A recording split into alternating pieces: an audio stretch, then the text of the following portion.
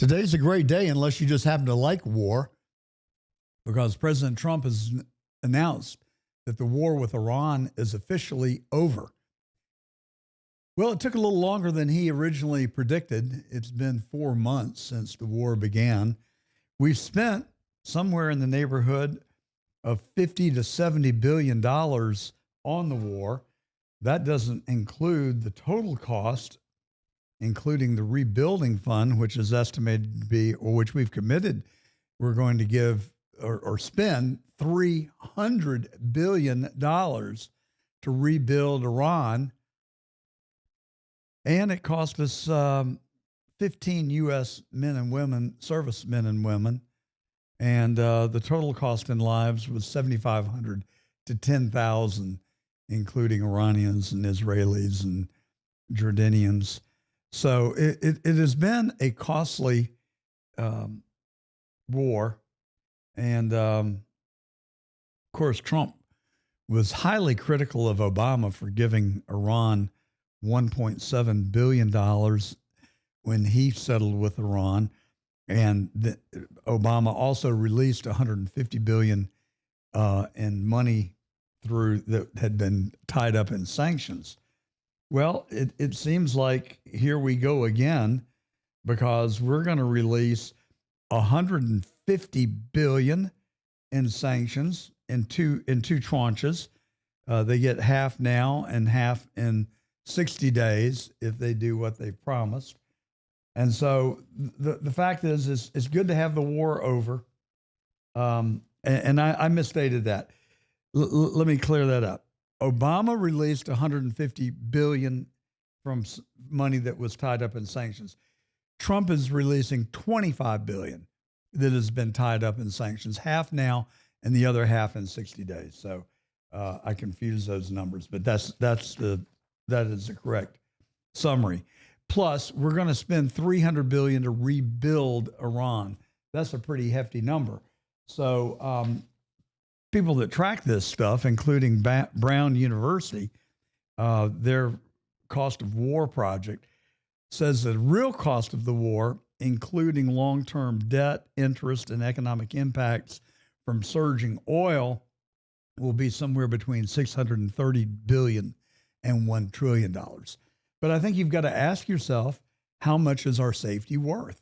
And that seems to be a small price to pay in the long term if this war will stop Iran dead in its tracks from continuing to engage in terrorism.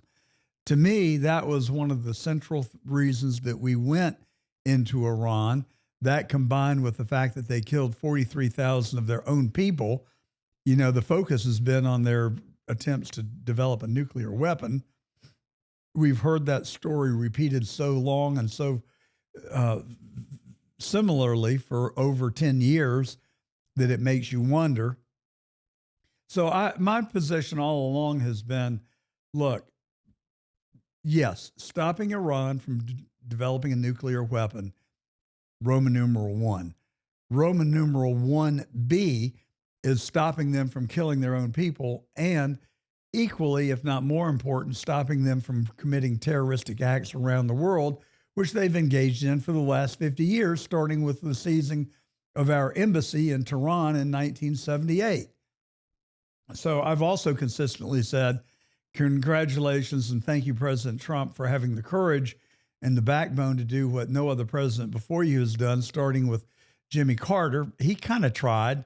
It was a failed mission that ended in the desert with our two helicopters colliding with one another. And I think we lost 6 service people in that crash in the desert on their way to free the hostages that the Iranian students had taken when they took over our embassy. So this is not something new. It's been going on for 50 years. Reagan didn't have the determination or the courage or whatever you want to label it to go into Iran. He should have bombed the hell out of them in 1980, if you ask me. And then Bush had his chance. He didn't do it. Clinton had 8 years. He didn't do it. Obama had his opportunity. He just gave him money to go away. And then, of course, Donald Trump 1.0 dealt with Iran as a thorn in his side, but he didn't really take any aggressive action. But finally, now he did actually call them on the carpet in a major, significant way. And but now, we do the same thing we always do. We go in, we bomb the hell out of them, we tear up their country, and then we help rehabilitate it. Well, that notwithstanding, the market is on fire. The market is responding tremendously. We're setting new records all across the board. The Dow Jones Industrial Average is up 585 to 51,787. That is near a record. It's only, that is a record. We've set new territory on the Dow today. The NASDAQ, oh my gosh, the NASDAQ is on fire. It's up almost 3%, and it's up $752 to 26,641. That is almost a record. The actual record was set on May 28th when the NASDAQ got up to almost 27,000. But today does establish a new record or almost ties the record at 26,600. And I would not be surprised if the NASDAQ didn't catch up this week to rival the record that was set back in May. The S&P 500 is up $129 to 7,560. That is likewise nearly a new record. The current record is at 7,599. So who knows? By the end of this broadcast or by the end of the day, we may have eclipsed that record on the S&P. But it's been a while getting here because the market has been in the doldrums until just here recently. And most importantly, the price of oil has come plummeting down. It's around $85 a barrel, or at least it was early this morning. And President Trump says it's going to fall like a rock. Other people say it's going to take until the end of the year for it to get back to the $55 a barrel range that it was before this war started. So this is a perfect scenario for President Trump. The end of the war couldn't come at a more meaningful time right before the midterms begin in earnest. And so we will stand by and enthusiastically wait to see how our economy now performs now that we have this anchor removed from around our ankles. I thought it was interesting that President Putin reached out to Trump yesterday on his birthday to wish him a happy birthday. That's uncharacteristic for Putin. So you got to kind of scratch your head and wonder what's up there. Maybe they ended up talking about the Ukraine. What a glorious day it would be if we were able to stop the war in the Ukraine. Zelensky contacted Putin in the last couple of weeks and said he wants to talk. He wants a summit somewhere to be determined. Putin calling Trump out of the blue to wish him a happy birthday. I'm not really buying the official narrative. I think he used that as a pretense to call Trump, presumably, hopefully, to talk about settling the war in the Ukraine. What a wonderful day that would be if we had no wars or outbreaks around the globe, if we could come together as a world community and live in peace and harmony with each other and figure out how we can expand the world GDP and make it a better place for all of us to live. And I really do. I'm very optimistic that that may well happen. We're also very excited to welcome Nessa's Hemp as a advertiser on our show. And you know I don't put my name behind something unless I actually believe in it. So when I tell you about Nessa's Hemp, I want you to listen up. Nessa's Hemp is a Chicago-based hemp company founded by Anessa. And what she has built is really something special. We're talking clean, high quality hemp products with no gimmicks, just real ingredients, real transparency, and real results.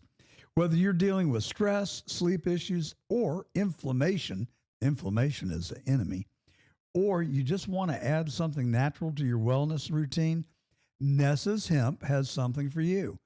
And right now, in our city, head over to nessahemp.com.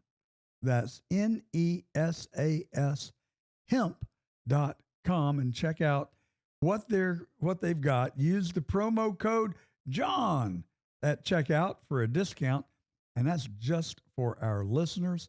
Nessa's Hemp, homegrown, honest, right there in Chicago.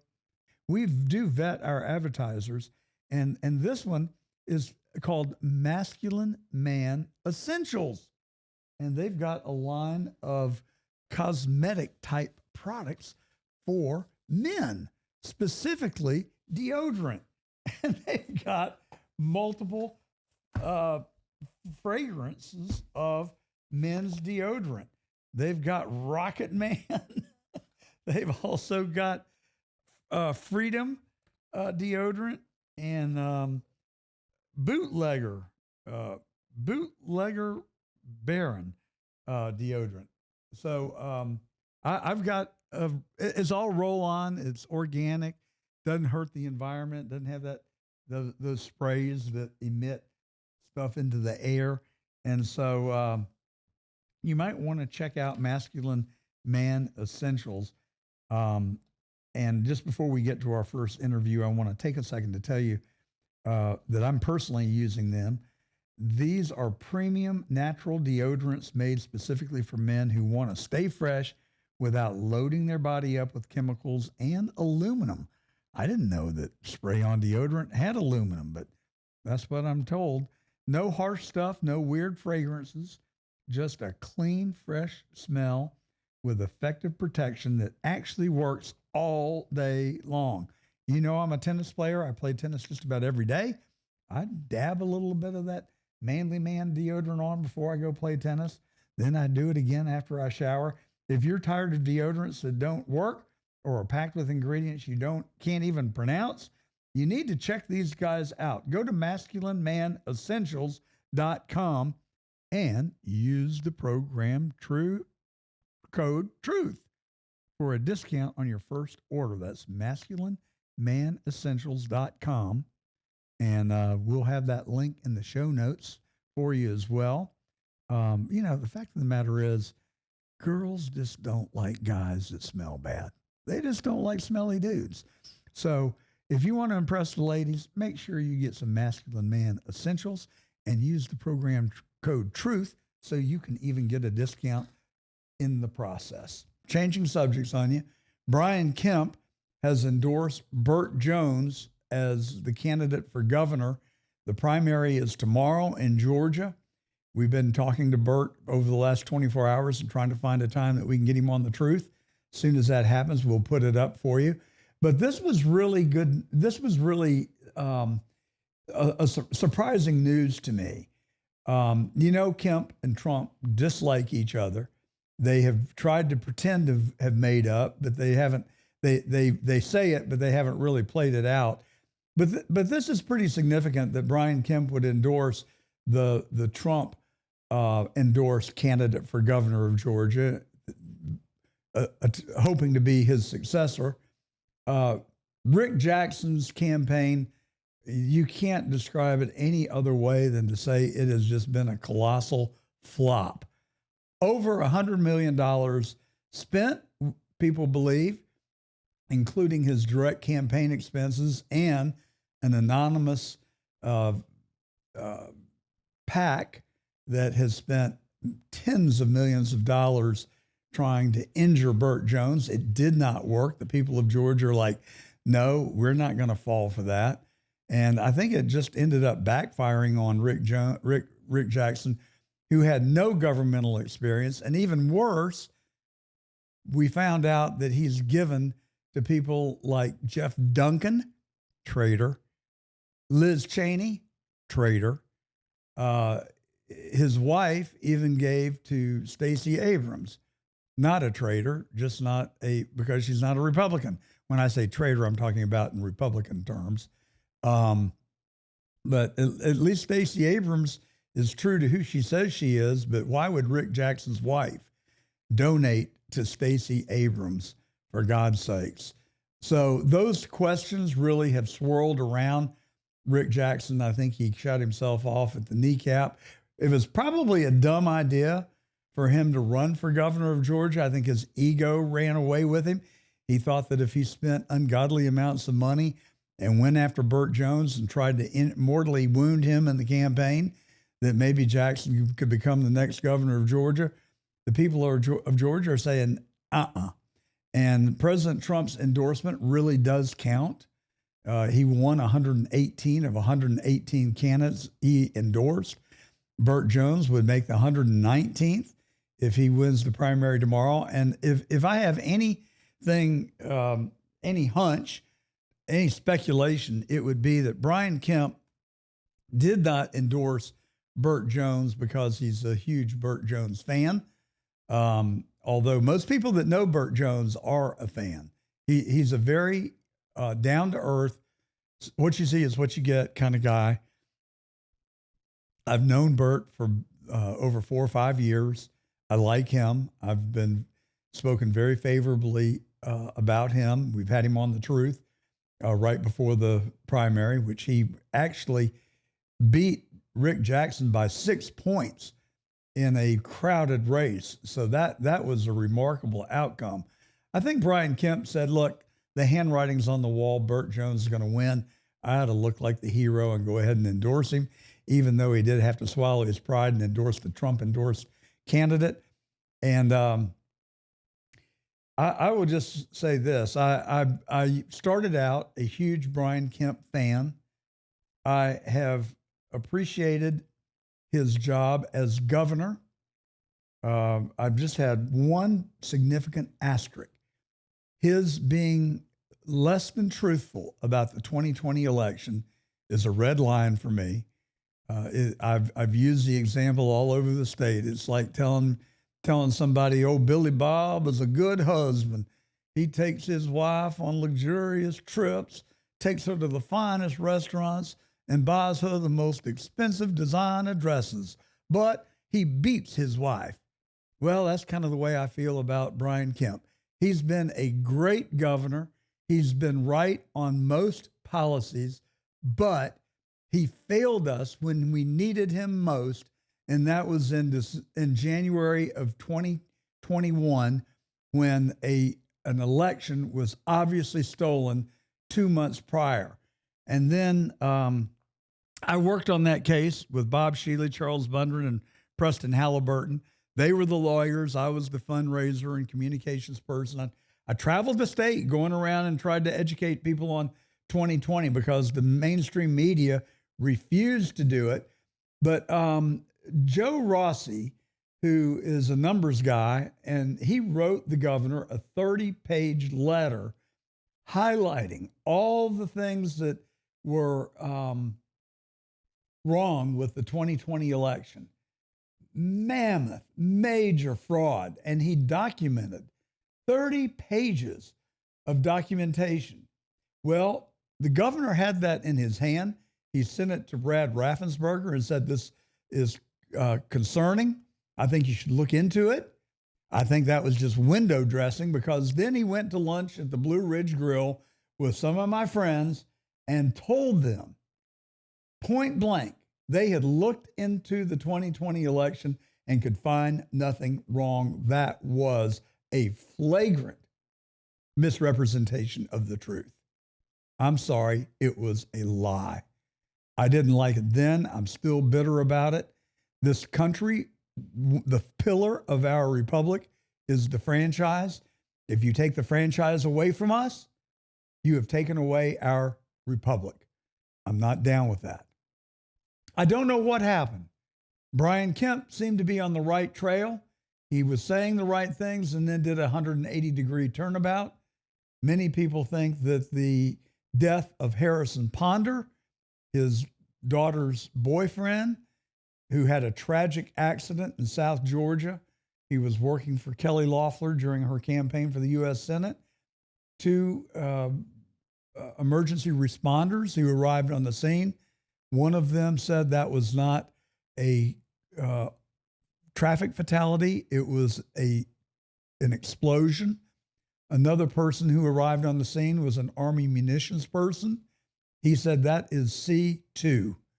So it was after that, contemporaneously with that, that Brian Kemp had a change of heart. Now, is there linkage? Was Harrison Ponder really the victim of a intentional murder? I don't know that we'll ever know. But the circumstantial evidence is concerning, very concerning. And what actually transpired, we don't know. It certainly was surrounded by tragedy. And I have great compassion and empathy for Governor Kemp's daughter and Mr. Ponder's parents. Was there a connection? I don't know. Many people believe that there was. Regardless, we didn't get a fair shake on 2020. The FBI has the ballots in Quantico. They're reviewing them. I'm a little surprised we haven't heard anything yet. I get that comment from a lot of our viewers and our audience. I, too, am troubled by the fact that we haven't gotten any word on those ballots. I think 2020 was a deep state operation, is what I truly believe. I think the election was a coup d'etat. I think it was stolen from President Trump.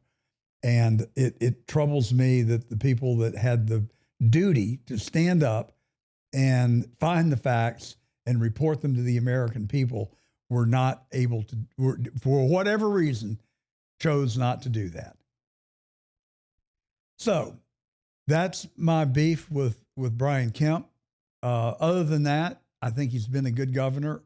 I'm friends with people that are very close to him, one of whom is a very respected Paul, we'll call it. He's highly engaged in national politics, and he said to me that Brian Kemp is the shrewdest politician he knows. I don't think that's a criticism. I think it is a statement of reality that Kemp is very savvy. I'll put it in slightly nicer terms. And rumor has it that he's going to be a candidate for president in 2028. I think that would be a stretch, but I thought it was a stretch when he was in a 6-man race to become governor. He was in last place and ended up winning. So I wouldn't underestimate him at all. But the fact of the matter is he's endorsed Burt Jones. I think it's on the eve of the primary and he knows Burt Jones is going to win, so he can look like the hero by coming to the party. But it's a little too late if you ask me. And that is the truth. And I'm John Gordon.